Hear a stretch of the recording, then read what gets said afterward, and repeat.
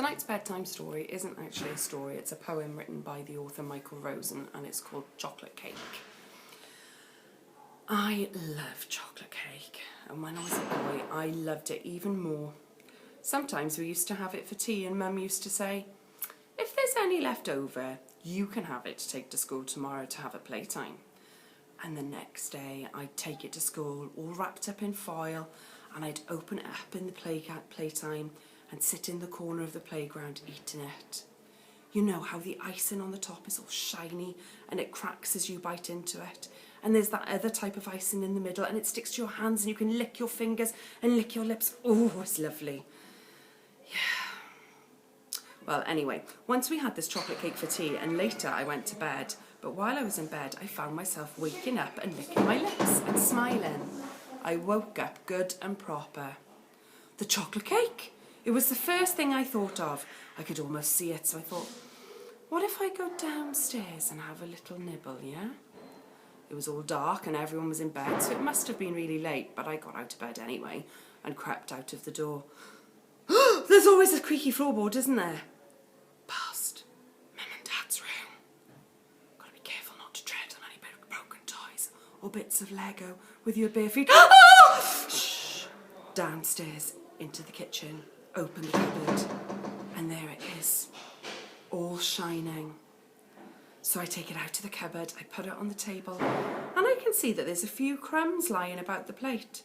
So I lick my finger and I run my finger all over the crumbs, scooping them up and putting them into my mouth. Then I look again, and on the one side where it's been cut, it's all crumbly. So I take a knife and I think, just tidy that up a bit. I'll cut off the crumbly bits and I'll scoop them all up into my mouth. Nice. I look at the cake again. Looks a bit funny now. That side doesn't match the other side. So I'll just have to even it up a bit, yeah? So I take the knife and slice. And this time the knife makes a little cracky noise as it goes through the hard icing on top. A whole slice this time into the mouth. Oh, the icing on the top and the icing in the middle. Oh, gorgeous. But now I can't stop myself. Knife, I take any old slice of it and I've got this great big chunk and I'm grabbing it in. Oh, what a greedy pig I am, but it's so nice. And there's another and another and I'm squealing and I'm smacking my lips and I'm stuffing myself with it. And before you even know it, I've eaten the whole lot. The whole lot. I look at the plate and it's all gone. They're bound to notice, aren't they? A whole chocolate cake doesn't just disappear, does it? What shall I do? Oh, I know. I'll wash the plate up and the knife and put them away and maybe no one will notice, yeah? So I do that and creep, creep, creep back to bed. I doze to sleep, licking my lips with a lovely feeling in my belly.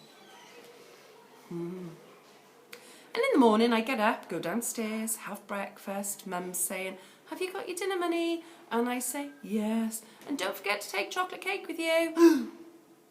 Stop breathing. What's the matter? She says, you normally jump at chocolate cake. I'm still not breathing. And she's looking at me really closely now. She's looking just below my mouth. What's that?